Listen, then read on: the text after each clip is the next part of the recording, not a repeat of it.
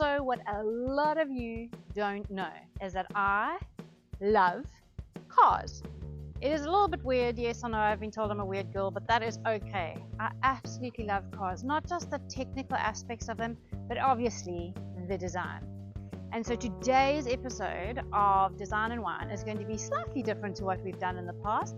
I am actually going to be showcasing the new addition to one of my favorite brand of cars, Volvo. I cannot wait to show you what their new little SUV has in store for you.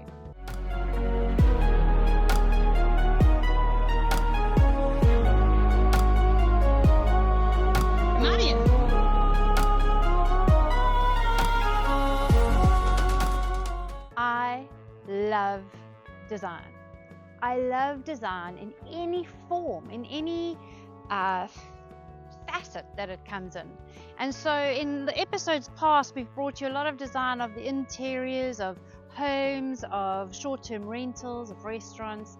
And today's a little bit different because today I'm going to bring you the design of a beautiful new addition to the Volvo family.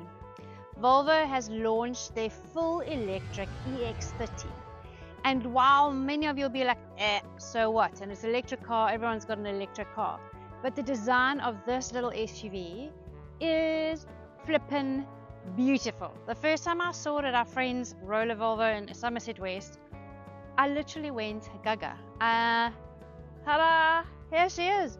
Just the exterior, even if you just stand here, yes, it's a car, but then when you start looking at it, I mean, the lines on this car are just something exquisite. And while it may seem like nothing, to a design mind, there is so much in this car that I actually, literally, want to have a party.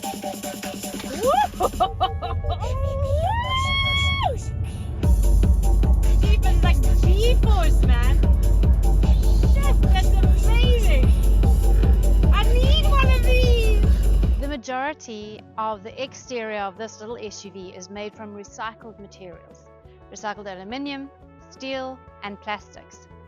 Volvo has not only hinted at sustainability, they've not made it a token feature of the car, they haven't just spoken about it, they have made it an integral part of the design of this entire SUV, and that is amazing.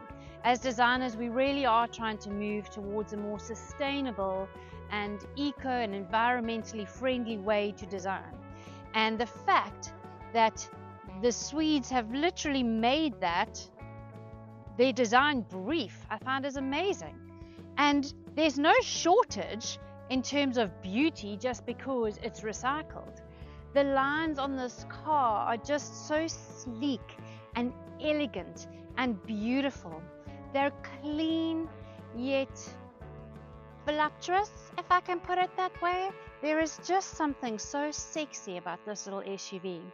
Even the wheels, they're not just gorgeous. I mean, how cool are these? The design is just so cool, but they are designed to add to the aerodynamics of the vehicle. So they thought of everything while they were doing that. If we come around the back here,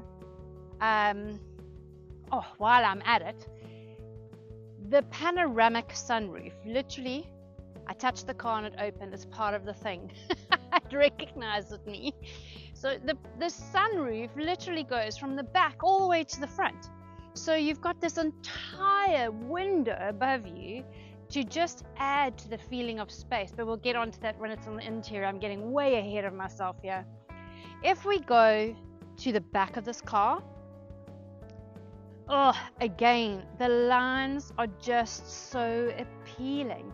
The little curve here, straight right, and then the curve that comes there. It's like a beautiful female form. I know that sounds weird, but it's almost like a little waist and then the hips that come out. It's incredibly appealing, and yet they've sensed that they needed everything else here to be super clean, sleek, and just really, really cool. So part of this entire sleekness, this cleanness, is that and you'll see it inside as well, is the lack of knobs and buttons. They really made it part of their brief and were very strict about it, clearly, about having as few interference with these clean lines as possible. So here's the button for the boot.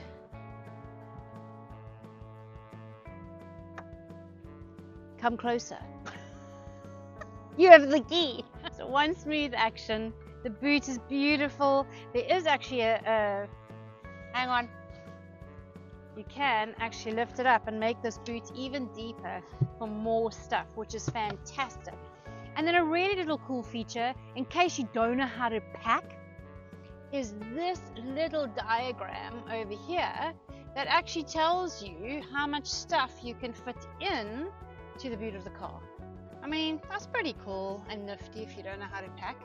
There are so many cool references design-wise in this car. So many little Easter eggs that are just so cool. These headlights that light up when you walk up to the car with the key in your bag or your pocket are actually based on the design of Thor's hammer. I mean, isn't that flippin' cool? I mean, you can't unsee it when you see it. The lines of the bonnet are actually based on a very famous sci-fi reference. It is from Star Wars Star Trooper helmets. I mean, again, you cannot unsee that once you see that. Clean line, once again, obviously being full electric, there's no grille. It is just super, super clean. Another really cool thing for design minds is the overhangs on the front of the car and the overhang on the rear of the car are exactly the same, which means this car is perfectly balanced. Let's also chat about color, because everyone knows I love color. This car comes in some very, very cool colors. Its boldest, brightest color is moss yellow, which they have based on the lichen that grows on the rocks around Scandinavia. So it really is it will make a bold statement. We have got the crystal white, which we are driving. You've got cloud blue. You have onyx black, which is my ultimate favorite and definitely what I would get if I was ordering this car. And then you also get the vapor gray. Let's have a look in the interior, because it is possibly even cooler than the exterior.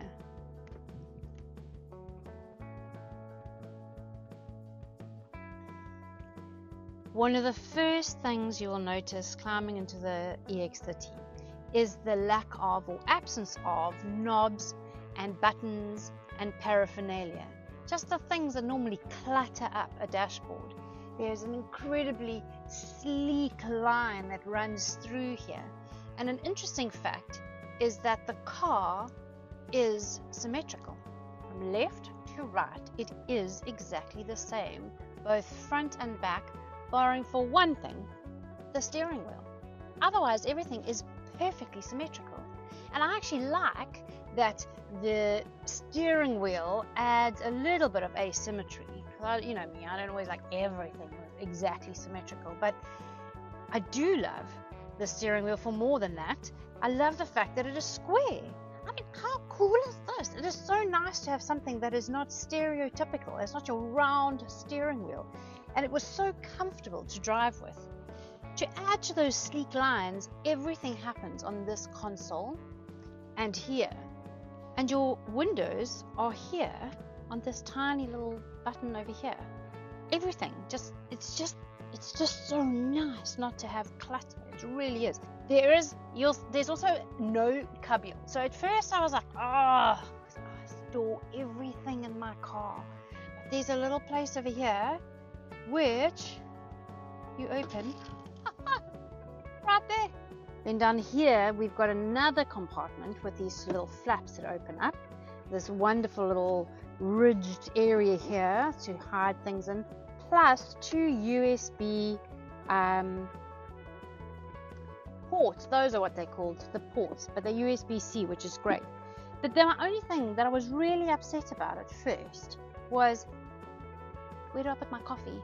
I'm sorry, I know that sounds like a really first world problem, but if I'm driving an electric car, I'm probably the type that's going to have coffee. I mean, hello, look at that. 2 little compartments over here, no knobbies, no nothing. It's just beautiful, easy coffee. I mentioned the lack of knobs and clutter and paraphernalia on the car, and the door is absolutely no exception. It has nothing on it except for this exquisitely designed, sleek handle. But it's also just so ergonomical. The ergonomics on this car, now I'm going to sound like such a design geek, because ergonomics for a designer is like, that is here. That is first and foremost in any design that you do. It is not just about looking pretty. It has to be functional. It has to work. And the ergonomics in this car is just, it's exceptional. I mean, this is just so handy, haha, pardon the pun, but so practical. Stick your hand and open up. There's no like looking for the doorknob. There's no like, in some cars they blend in, and I love the fact that they've made this stand out. I love the fact that they've actually made this almost a piece of art. Here's your handle and the rest carries on. It's just exquisite. No buttons, little armrest over here. It's simplicity and elegance at its best. As part of their initiative and brief to declutter and streamline the interior of this cabin, they haven't put in speakers all over the car. So essentially, that's when you get into a car and you think good sound system, you always think, oh, speaker over here and speaker in the doors and speakers in the back. No. Here we have one long integrated Harman Kardon soundbar. And let me tell you, Ross and I tested this on the way here. It works. We'll just call it Club Volvo Noir. Yeah. That is ridiculous.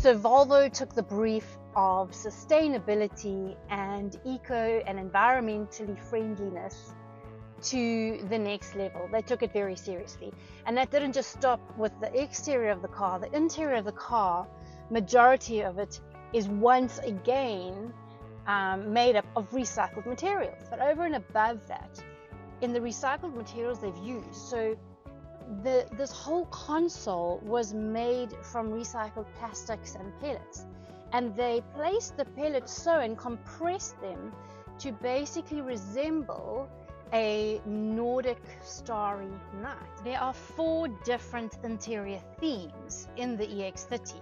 So the interior seats and then the consoles come in different themes. We are currently sitting in the theme called Breeze, which is my absolute favorite. I love it. Breeze, the entire inspiration from it was taken from the fashion industry.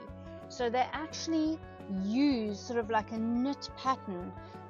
It's called a 3D knitting. So you only do it where it really is necessary. And it does give you that sort of like, it's not quite fluffy like a jersey, but that sort of knit fabric feel. It really is stunning. The other themes are pine, which is a gorgeous green color, indigo, which is a little bit more of the denim, recycled denim used in those themes. I think the pine has got recycled wool, and then there's the mist, which is sort of a light gray, all so beautiful in their own ways. But like I said, this is my favorite, so I'm so glad we got this one with the Breeze. Really gorgeous. So maybe not an ergonomic feature, but a very cool feature is the car has ambient themes. So the lighting, the ambient lighting in the car changes with each theme. And with each theme comes a different soundtrack, guys, because when you put the car into reverse, it plays music. Because the car's so quiet, nobody hears it reversing, so music plays.